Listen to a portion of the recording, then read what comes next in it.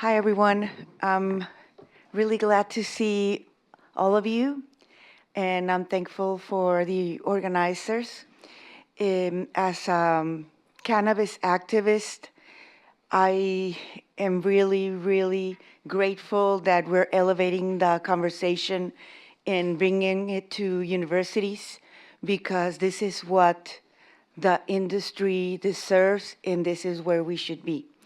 My name is Erika Santana, and I'm very glad to see so many friends show up and share everyone's knowledge, because it's really needed. So I'm gonna speak in English for everyone, although the slides are gonna be in Spanish so that everyone understands it. Could we have the next slide, please? Perdón. ¿Cuál es? No sé.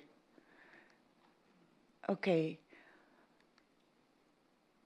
So I'm gonna start by saying, because there's an image that's not there, and it's my fault. My computer broke down, so I sent something that I give in the master's class, because my Mac just broke yesterday.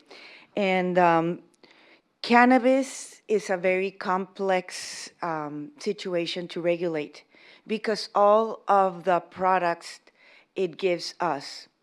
So that's where the problem starts, basically, because how do you put it in a box to be able to regulate what? Is it gonna be medical? Is it gonna be a scientific protocol? Is it gonna be for animal feed or for veterinary medical use? What is it gonna be? Is it gonna be the adult use? And there are so many laws that all of this implies that it's just confusing and complicated, especially when we're starting. We believe sometimes that we're too small to start putting things in places, but that's especially where we need to start thinking about auto-regulation and about compliance.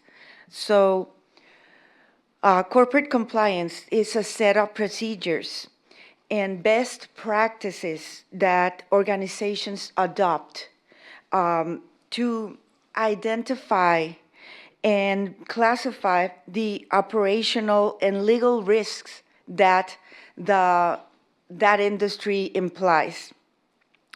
And so we face many risks because sometimes we operate even in the same country, and I mentioned different activities, and those laws apply.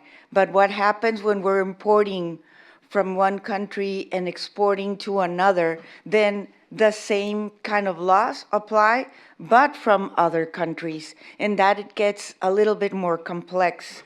You have to respond to mechanism for prevention of risks, and control and respond to federal, state, municipal, tax, agricultural, criminal, customs, Incoterms, anti-corruption laws, anti-money laundering, controlled substances, and those are just some laws that must be complied with within your own country. And then when we're talking about exporting, that doubles. And if you're importing and exporting plus your country, then it's three different universes that now have to apply. So I forget I have this, sorry. So this little flow of things, it shows the context of the organization, which is the legislation, the norm, the rules of law, your own corporation, good government with auto-regulation, and then you have to be ethic and act with transparency. And it seems weird because sometimes we're starting as a new industry from a gray area, which is so bad regulated, but we need to start right now to avoid problems. not doing it so brings risks, but also doing it brings great opportunities, because your company will benefit from doing it the right way.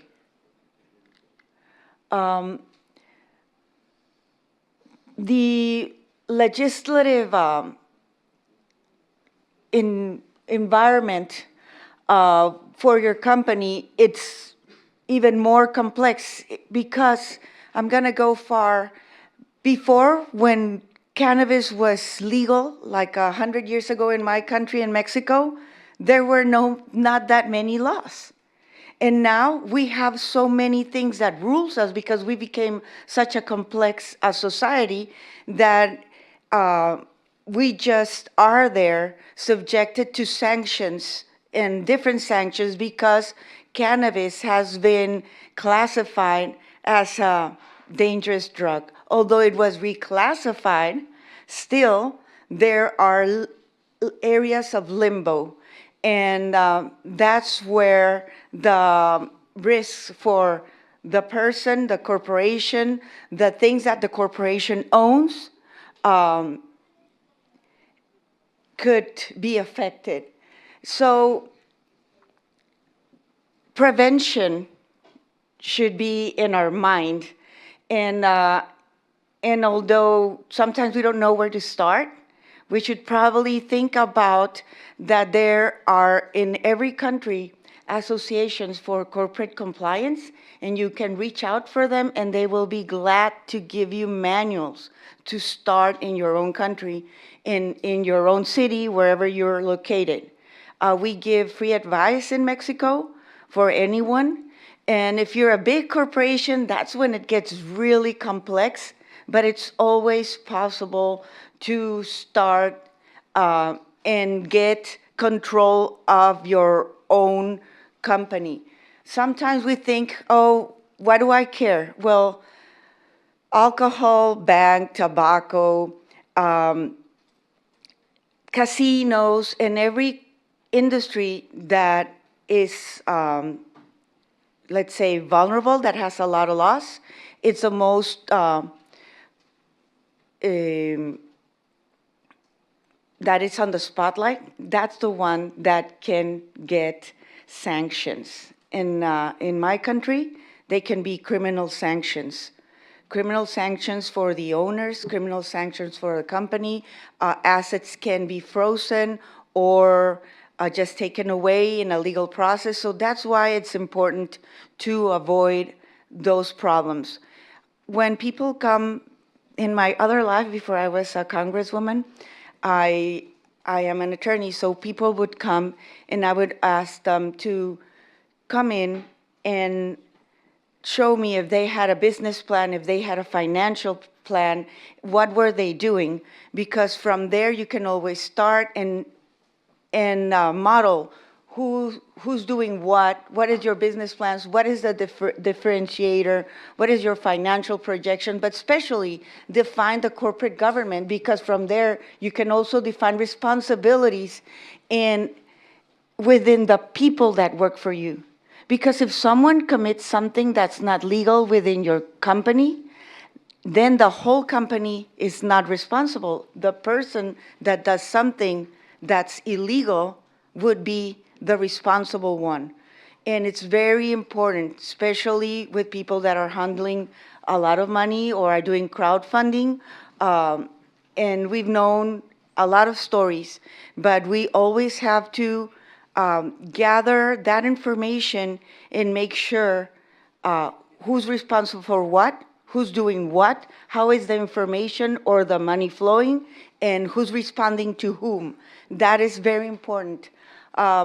Certifications, auto-regulation, traceability, transparency, good governance protocols, anti-corruption practices, and inclusion of vulnerable groups and social responsibility are just of the few things that have to be included. I think my time's almost done. It's over, so I'm gonna really hurry.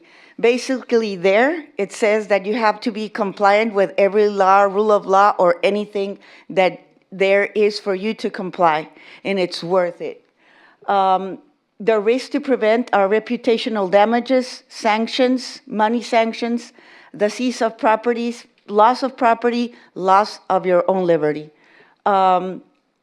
Basically, everything needs to work like a clock to be able to work and have a good position of an industry that's barely coming up with no stigmas and no criminalization.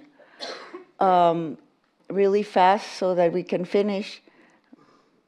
We need sustainable industry. The way to have it is by using the benefits of compliance, what it gives to you. It gives you sales increases, sustainable growth, good images, reduction of risks, and money. Basically, check everything that you need to comply with and do it. It's in English, so now you'll understand. So if everything works, your business will work and this industry will work seamlessly with no problems.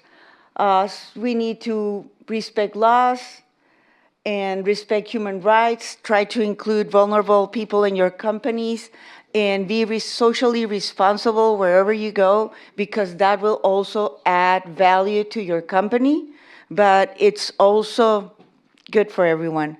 We're part of this world and we need to flow with it. I see it like that, and you see it will work for you.